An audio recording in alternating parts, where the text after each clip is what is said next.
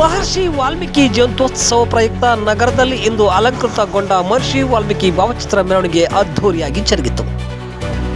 ನಗರದ ವಾಲ್ಮೀಕಿ ವೃತ್ತದ ಬಳಿ ಅಲಂಕೃತಗೊಂಡ ವಾಲ್ಮೀಕಿ ಭಾವಚಿತ್ರ ಸಾರೋಟಿನ ಮೆರವಣಿಗೆಗೆ ಶಾಸಕರಾದ ಟಿ ರಘುಮೂರ್ತಿ ಅವರು ಚಾಲನೆ ನೀಡಿದರು.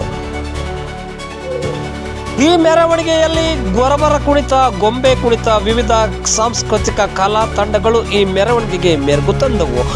ಸುಡು ಬಿಸಿಲನ್ನು ಲೆಕ್ಕಿಸದೆ ವಾಲ್ಮೀಕಿ ನಾಯಕ ಸಮುದಾಯದ ಯುವಕರು ಯುವತಿಯರು ಡಿಜೆ ಹಾಡಿಗೆ ಸಖತ್ತು ಡ್ಯಾನ್ಸ್ ಮಾಡಿದರು. ಈ ಸಂದರ್ಭದಲ್ಲಿ ಶಾಸಕರಾದ ಟಿ ರಘುಮೂರ್ತಿ ಸೇರಿದಂತೆ ಜನಪ್ರತಿನಿಧಿಗಳು, ಅಧಿಕಾರಿಗಳು ಹಾಗೂ ಸಮುದಾಯದ ಮುಖಂಡರು, ಯುವಕ ಯುವತಿಯರು ಇದ್ದರು.